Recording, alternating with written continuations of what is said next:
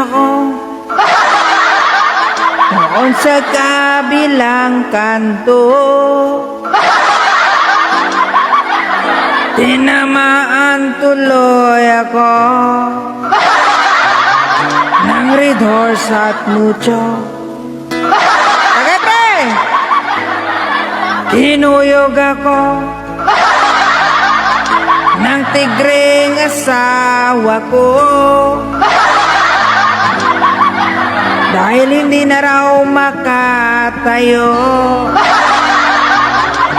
ang tuhod ko.